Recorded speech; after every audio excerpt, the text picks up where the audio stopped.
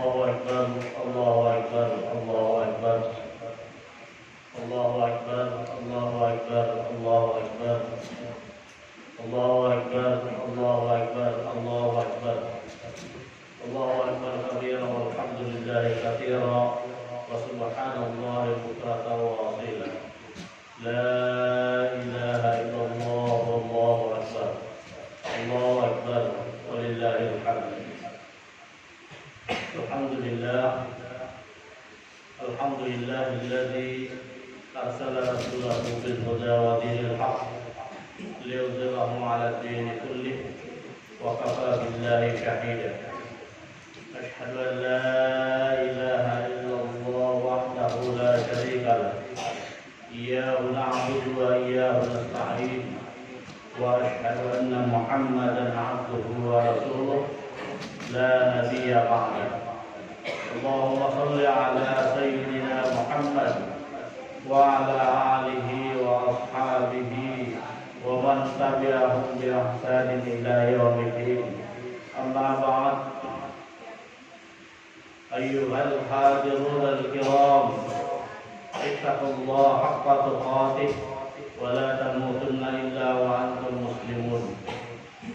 فقد قال الله تعالى في القرآن الكريم: أعوذ بالله من الشيطان الرجيم، بسم الله الرحمن الرحيم. قل صدق الله واتبعوا ملة إبراهيم حنيفا وما كان من المشركين. وقال أيضا: إنا أعطيناك الكوثر فصل لربك وانحر إن شانئك هو الأبتر. صدق الله العظيم وصدق رسوله النبي الكريم وعلى آله وأصحابه أجمعين والحمد لله رب العالمين. Hadirin hadirat jamaah Idul Adha rahimakumullah. Alhamdulillah, segala puji dan syukur kita persembahkan hanya kepada Allah Subhanahu wa taala. Allah yang senantiasa memberikan kepada kita nikmat hidayah, taufik, inayah, sehingga alhamdulillah pada kesempatan hari raya Idul Adha ini kita dalam keadaan sehat walafiat dapat hadir bersama-sama melaksanakan ibadah salat Idul Adha di masjid kita ini. Kita bersyukur pada Allah Subhanahu wa taala. Allah memberikan kepada kita keafiatan, kesehatan yang merupakan nikmat yang amat besar. Orang yang tidak sehat akan terganggu ibadahnya. Orang yang tidak sehat terganggu kehidupannya.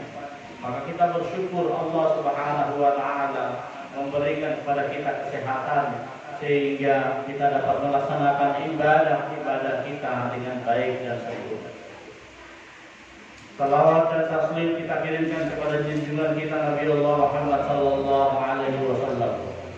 Nabi yang menjadi panutan kita, Nabi yang menjadi teladan kita, Nabi yang mengajarkan kepada kita Islam, Nabi yang mengajarkan kita tentang akhlakul karimah. Maka bersalawat kepada Rasulullah sallallahu alaihi wasallam adalah merupakan sebuah doa yang mudah-mudahan insyaallah akan diterima dan menjadikan kita sebagai orang-orang yang insyaallah mendapatkan syafaat dari Rasulullah sallallahu alaihi wasallam, mendapatkan pertolongan dari Rasulullah sallallahu alaihi wasallam di hari perhitungan di yaumil qiyamah.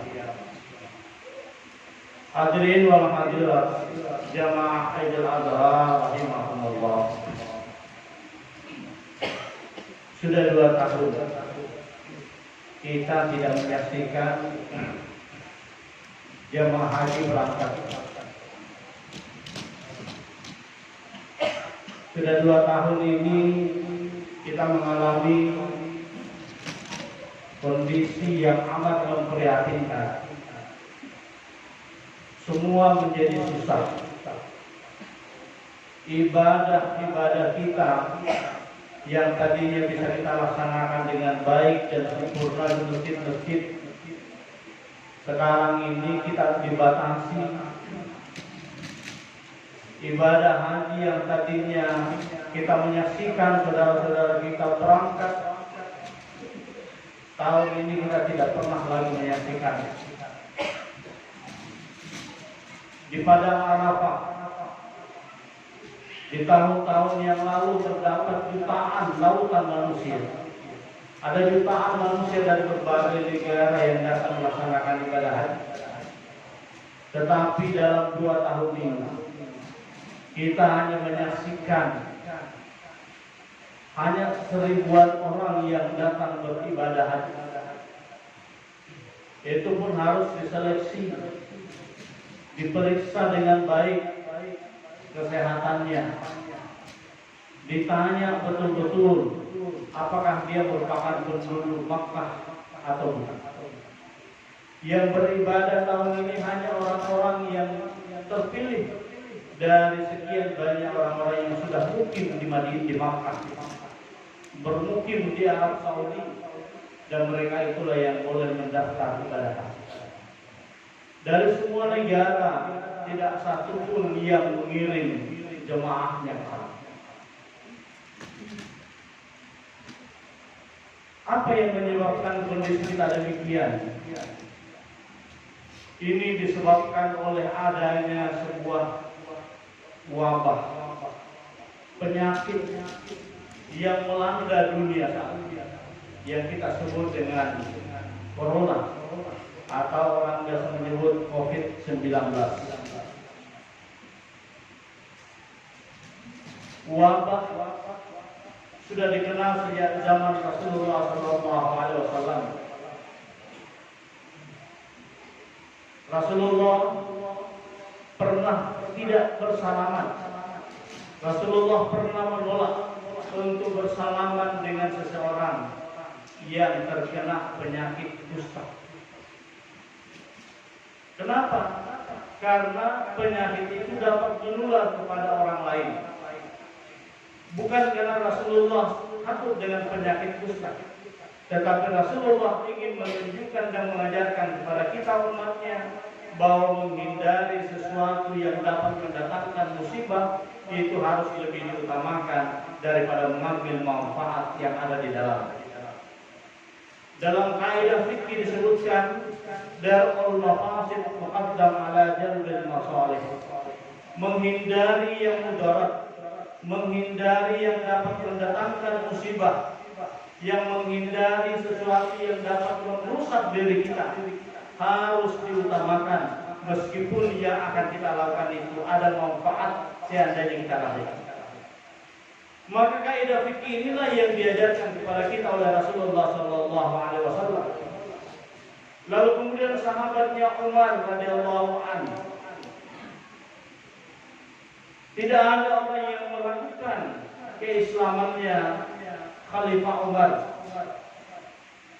Tetapi suatu ketika ingin memasuki sebuah daerah, lalu kemudian ada penduduk di sana mengatakan, "Ya Amirul Mukminin, daerah itu sedang dilanda oleh wabah penyakit. Maka sebaiknya Amirul Mukminin tidak masuk di daerah itu."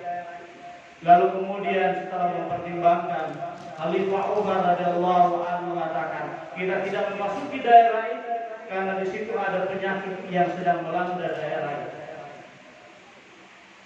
Apa yang dilakukan ini? Semua yang terjadi pada diri kita itu disebut dengan takdir. Orang yang sakit itu adalah takdir yang menimpa dirinya, sehingga dia menjadi sakit. Karena takdir itu adalah sesuatu yang tidak mungkin kita hindari kalau terjadi pada diri kita.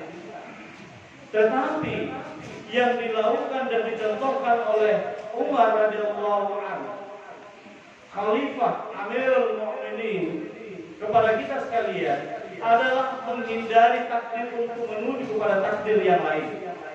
Apa artinya? Kalau masuk ke daerah yang berpenyakit tadi, itu artinya kita menerobos sesuatu yang kita sudah tahu ada sesuatu yang berbahaya. Maka menghindari takdir menemukan takdir yang baru. Apa itu? Takdir untuk mendapatkan keselamatan pada diri kita, keselamatan pada jiwa kita, dan keselamatan pada orang lain. Dalam Islam disebutkan 5 kaidah yang disebut dengan maqasidus syariah. Bagaimana menjaga dan memelihara agama. 5 prinsip ini, yang pertama adalah hifzul nafs, menjaga jiwa, menjaga keselamatan diri kita. Yang kedua, hifzul mal, menjaga harta benda kita. Yang ketiga, hifzul din, menjaga agama kita. Yang keempat, menjaga keluarga kita. Dan yang kelima adalah menjaga agama kita.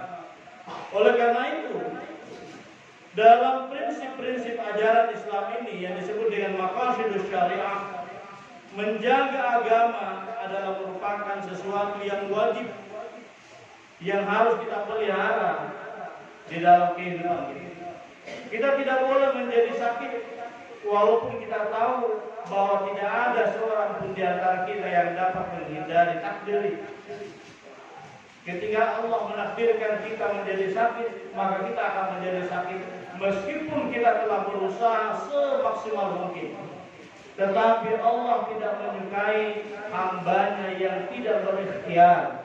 Maka berusahalah dulu, berikhtiarlah dulu. Lalu kemudian kalau kita sudah berikhtiar, kemudian itu terjadi pada diri kita, itulah yang disebut dengan takdir yang tidak mungkin kita hindari.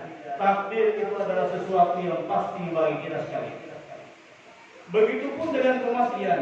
Kematian itu adalah sesuatu takdir yang tidak mungkin dihindari oleh kita. Maka siapapun di antara kita tidak akan pernah terlepas daripada kematian.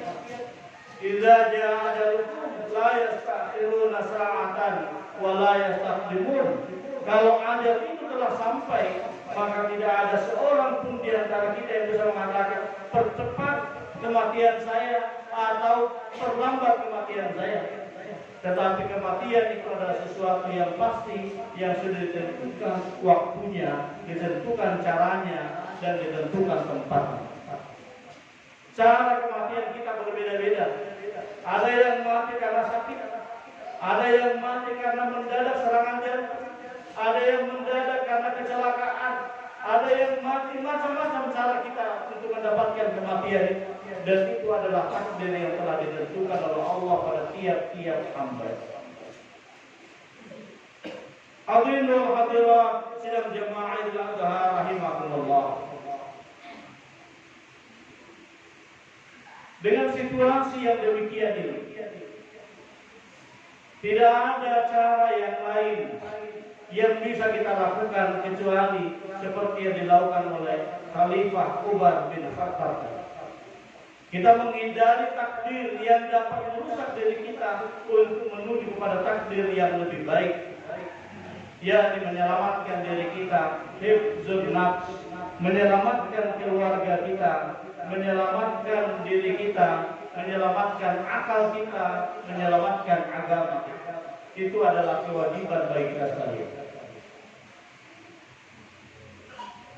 Di masyarakat kita saat ini sangat banyak sekali perbedaan-perbedaan pendapat. Ada yang mengatakan mengapa kita tidak boleh ke masjid berjamaah. Daerah-daerah yang sudah masuk asesmen 3 dan 4 atau dalam istilah kategori merah, apalagi yang sampai hitam, mereka tidak dianjurkan ke masjid. Bukan tidak boleh ke masjid, tetapi penyakit ini sangat mudah ketika kita berkerumun. Maka yang dihindari adalah jangan berkerumun, jangan banyak berkumpul-kumpul, karena di situ terjadi penularan penyakit. Tetapi alhamdulillah daerah kita di Mamuju Utara ini, di Pasangkayu ini, seluruh daerah kita masuk dalam zona hijau. Sebagian itu ada yang kuning karena masih banyak yang terpapar penyakit virus COVID-19. Tetapi kita bersyukur bahwa kita masih bisa seperti ini. Maka nikmat ini adalah nikmat yang harus kita syukuri. Nikmat yang mana dari nikmat-nikmat Allah yang kita tidak ingin syukuri? Semua yang Allah berikan pada kita adalah kenikmatan yang luar biasa. Hadirin wal hadirat sidang jamaah Idul Adha rahimahumullah. Hari raya Idul Adha, selain kita beribadah, melaksanakan salat sunat Idul Adha seperti tadi, kita pun diajarkan pada bulan Zulhijjah ini untuk melaksanakan ibadah haji, tetapi kita belum bisa melaksanakan karena adanya virus ini. Tetapi saudara-saudara kita yang sudah berniat haji, insya Allah pahala hajinya itu sudah sampai.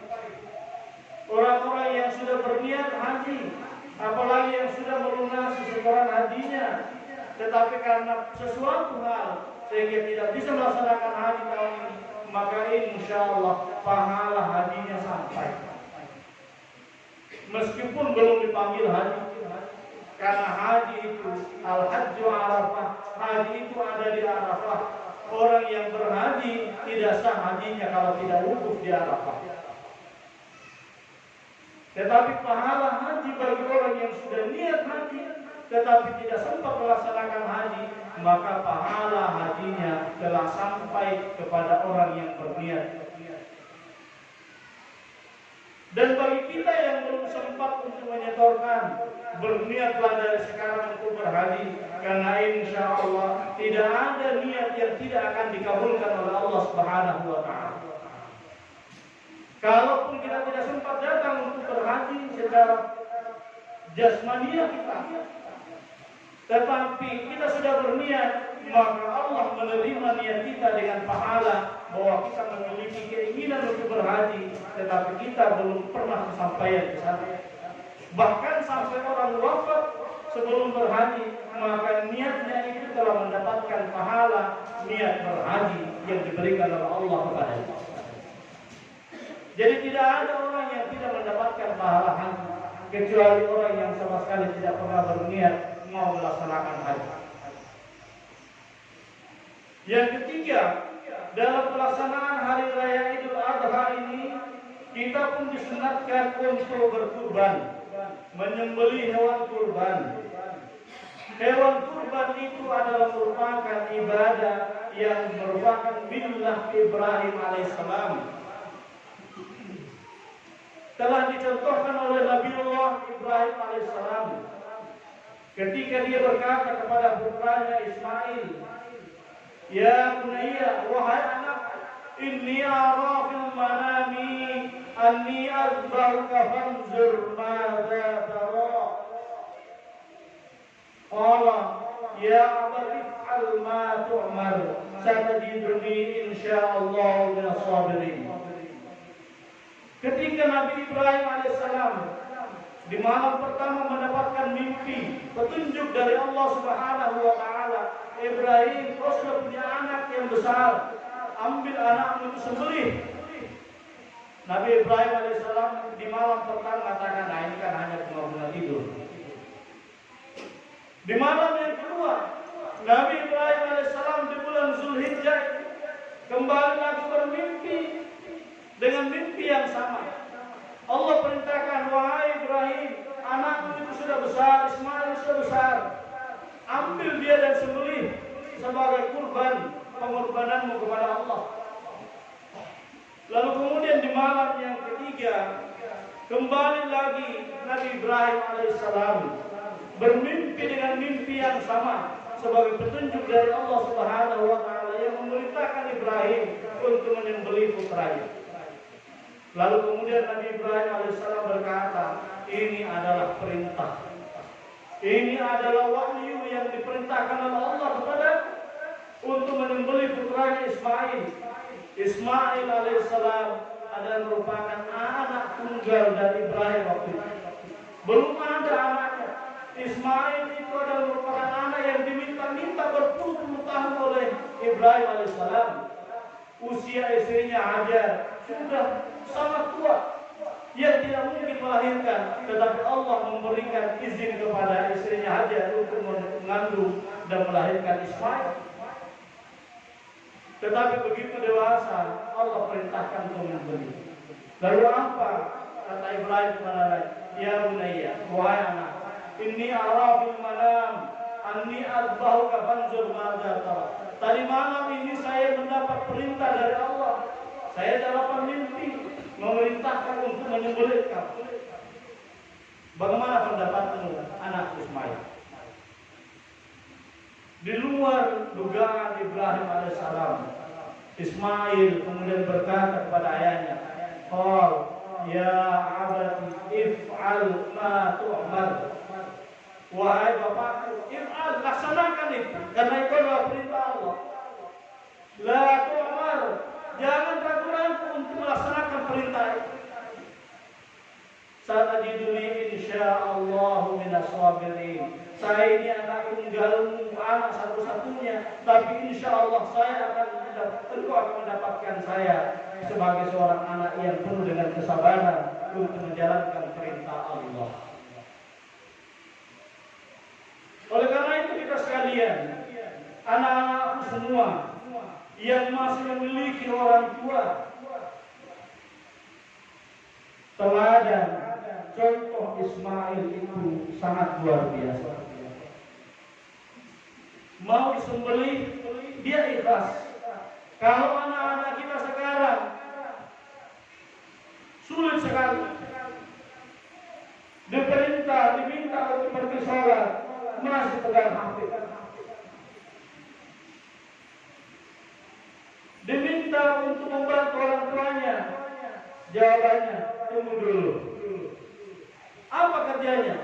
Kerjanya main.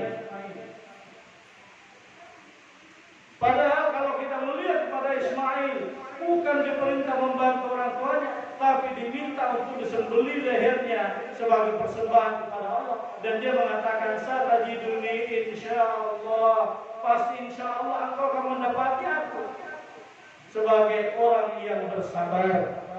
Insyaallah minas sabirin, dari orang-orang yang bersabar. Oleh karena itu hadirin Bapak Ibu dan jamaah sekalian, mengapa pada saat kita berkurban kita diminta untuk berdoa kepada Allah? Bismillahirrahmanirrahim, Allahu Akbar, Allahumma hadhihi minka wa ilaika fataqabbal ya karim.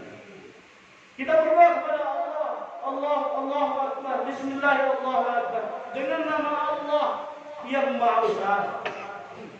Allahumma ya Allah, hadhihi minka, yang saya dapatkan ini, rezeki saya, anak saya, kambing yang saya kurbankan, sapi yang saya kurbankan, dan seluruh harta benda saya, minka ya Allah, dari Engkau ya Allah. Allahumma hadhihi minka, tidak ada yang kita miliki kecuali dari Allah. Allahumma hadhihi minka wa ilaika, dan akan saya persembahkan hanya untuk Engkau ya Allah.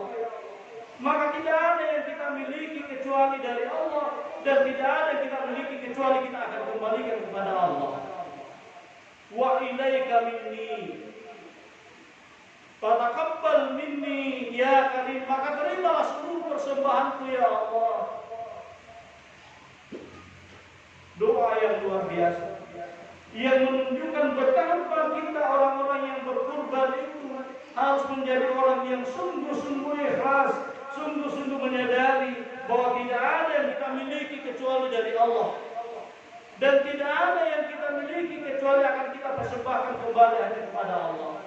Mudah-mudahan insyaallah kita semua yang berkorban ini akan dapat merasakan kebersamaan saudara-saudara kita yang tidak berkorban pun ikut merasakan dengan hewan kurban yang kita miliki. Mari kita bersama membagi kebersamaan kita, saling menjaga dan memelihara satu sama lain, karena kita adalah orang yang bersaudara, yang dipersatukan dengan akidah Islamiyah. Demikian hadirin hadirat rahimakumullah. Mudah-mudahan insyaallah khutbah singkat ini dapat bermanfaat untuk kita sekalian. Barakallahu li wa lakum fil Qur'anil azim wa nafa'ani wa iyyakum bima fihi minal ayati wa dzikril hakim wa taqabbala minni wa minkum tilawatahu innahu was-sami'ul 'alim.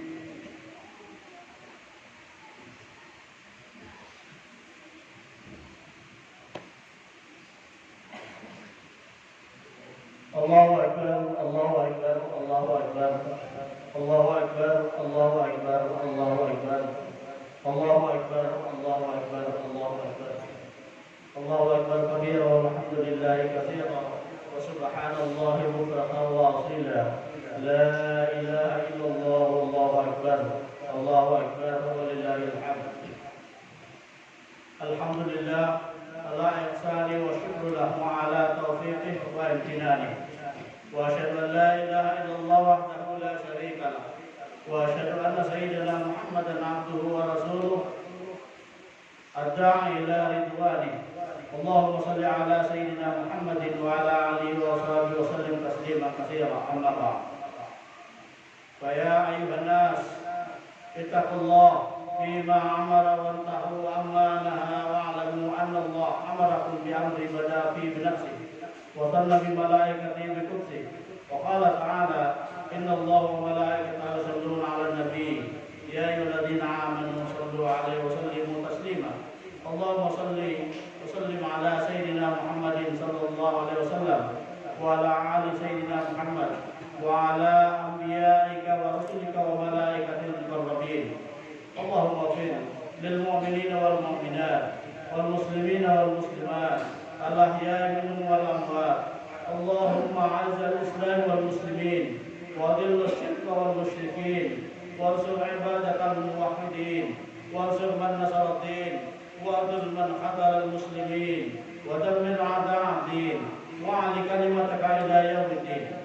Allahumma adfa' anna al bala' wal waba' wal zalazil wal mihan وسوء الفتنة والمحن ما ظهر منها وما بطن عن بلدنا إندونيسيا خاصة وسائر البلدان المسلمين عامة يا رب العالمين.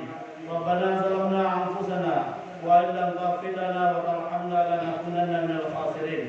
اللهم اغفر لنا ذنوبنا ولوالدينا وارحمهما كما ربيانا صغيرا. ربنا هب لنا من ازواجنا وذرياتنا قرة اعين واجعلنا للمتقين اماما. ربنا هب لنا من عبادك الصالحين. ربنا هب لنا من عبادك الصالحين. ربنا هب لنا من عبادك الصالحين. ربنا آتنا في الدنيا حسنة وفي الآخرة حسنة وقنا عذاب النار. عباد الله إن الله يأمر بالعدل والإحسان وإيتاء ذي القربى وينهى عن الفحشاء والمنكر والبغي يعظكم لعلكم تذكرون. واذكروا الله العظيم يذكركم واشكروا على نعمه يزدكم ولذكر الله أكبر والله يعلم ما تصنعون. السلام عليكم